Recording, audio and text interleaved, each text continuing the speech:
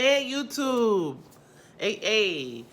Well, I'm just going to jump right on in here. I've had one interesting and enlightening weekend.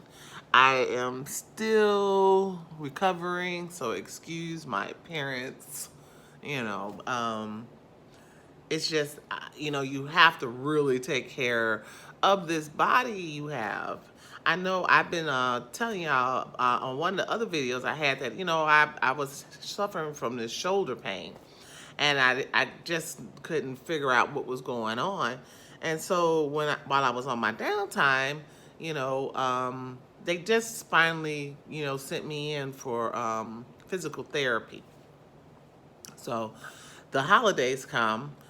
I feel like I wanted to try and see, if I could do it. So I took a drive in to go visit my kids and family and things like that. And body fell apart, man. Body fell apart.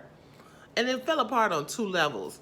It wasn't only just a physical level, but it was also on an emotional level. Emotionally, I'm drained. I am like emotionally drained. I'm just going through a lot right now.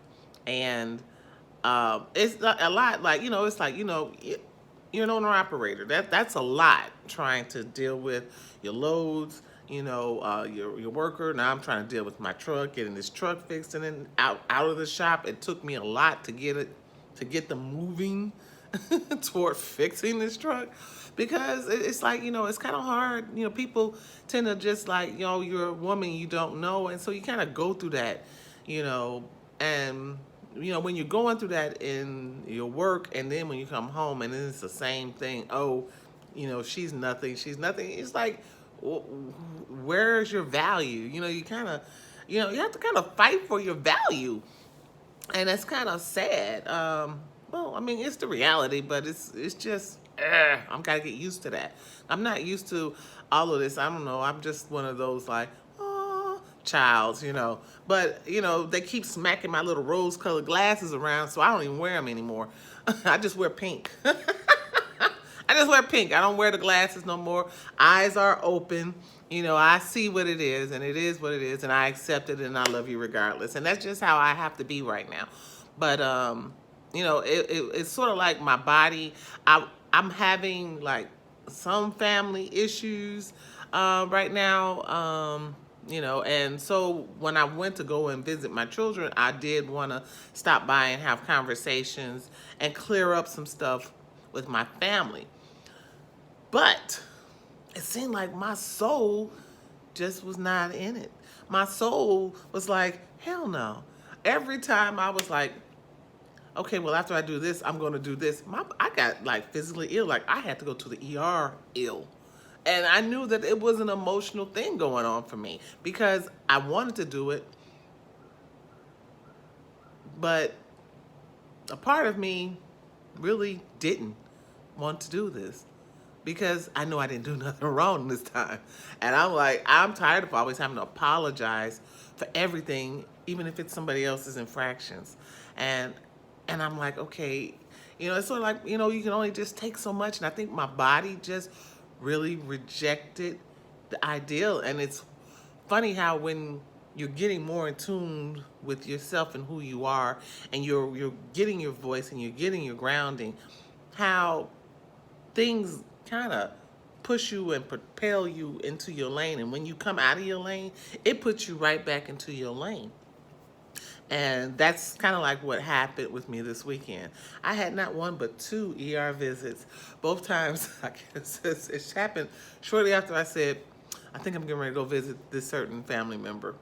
And, just, straighten everything out.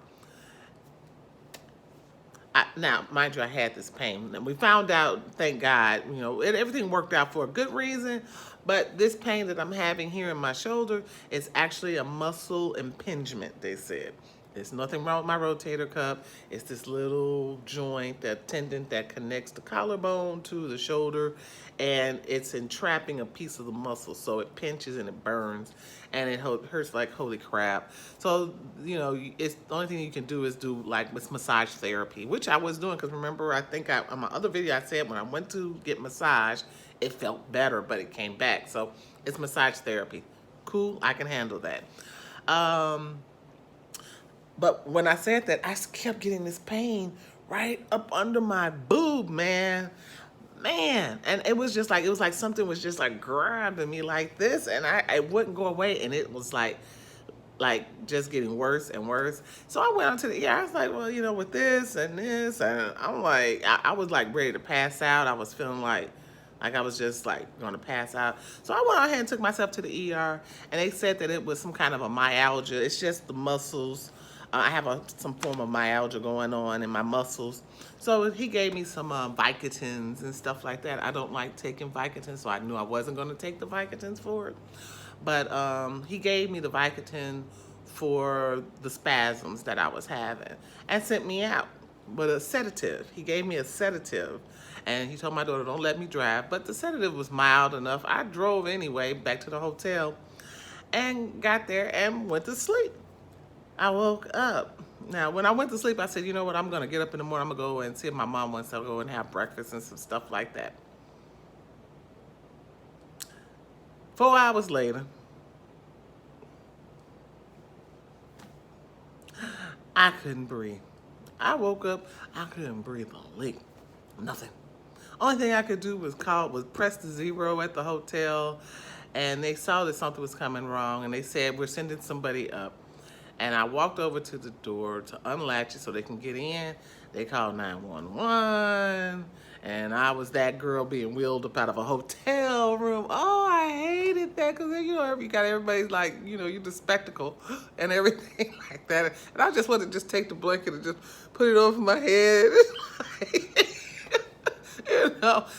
But everybody remembered me when I got back. Because I was like standing there waiting for the elevator out, and this couple's like, are you okay? We saw you got taken out last night. And I was looking like, oh, yeah, thank you. Somebody else was like, hey, do you want a coffee? You need a coffee? I saw that you were having a hard time. I'm glad to see you're doing better. And I'm looking like, well, damn. I guess I was the spectacle last night. It was kind of funny, but it was not. It was not, but it was. It was. But it was so like, wow. So after I get all of that stuff done, they kept me the second time. They kept me there pretty much the whole night. I didn't get out of there until like 11 o'clock in the morning. And they ran all the tests because they said with this and now my breathing, they were afraid I had blood clots. So they pretty much checked my whole body out, brain scan, the arms, legs, the chest, lungs, my stomach, pelvis, everything. They were looking for blood clots because they said, because I still had my band on from the first one. So they knew I had just got out of the ER room. So they took the paperwork with them, gave it to the second hospital that I went to. And they were reading over it, and they were putting it together, and they were like, wait a minute, she may have blood clots. So they really did like an extensive checkup on me, which I really do appreciate. They checked out my liver. I found out I have a hernia. I'm like, oh my gosh. But it's cool. He's like, you got a hernia? No, nobody ever told me I had a hernia. I just had a CT scan of my stomach like a year ago. But he was like, yeah, you got one right above your stomach. Well, okay, that's the same place I keep getting those spasms, so maybe that might be what's going on right there. Hernia. But it is like really, really interesting how my body just responded. And by the time I got out of the hospital, I was exhausted, I was tired. I only had enough time to go and hang out with my children, go take the kiddos over to go get back to school clothes and stuff, shoes, and do their hair. Well, I didn't do their hair. All I was doing was taking hair down, cleaning up. Because I can't, everybody that knows me know I cannot braid or do hair. I had girls, but I can't braid. I never could. I could never braid hair. So, I just stayed in my lane and I just did, what I could do, hand them hair when they were doing cornrows. So I was handing them hair, sweeping up, weave, taking down braids, stuff like that, stuff I could do and things like that. But it was cool. I got a chance to hang out and I did enjoy that time. And by the time that was over, it was time to go to bed. I got up, I did my follow-up appointment, and then it was time for me to go back home. So I didn't have a chance to see anybody. But it is weird how my body responded like that. And it's just, I don't know. Oh, and another thing that I noticed, I went to 2 separate hospitals, but I stayed in the same room.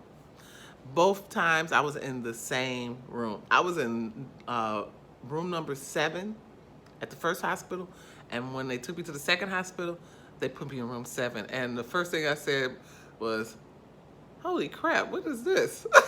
And they were looking like, "Is there a problem?" I was like, I was in room 7 at the old hospital. And they looked and they just started laughing. I was like, this is like really weird. I'm in the same darn room number. Both 2 totally different hospitals, 2 totally different times, same room number and everything. It was like really weird. But 7-7, I was afraid I was going to end up going back again for the 3rd time. Because I said, maybe I might hit a trifecta. They were like, "No, we're not going to let you out until we know you're all right." Because I was afraid they were going to keep me. Because they thought they were going to end up keeping me too. Because, no, Yeah, but, I hate I had to put my little kitties through that. Because they're like, "What the heck is going on with Mom?" But, I had to, like, sit down and I had to realize that. I was like, wow. When I said I was going to go and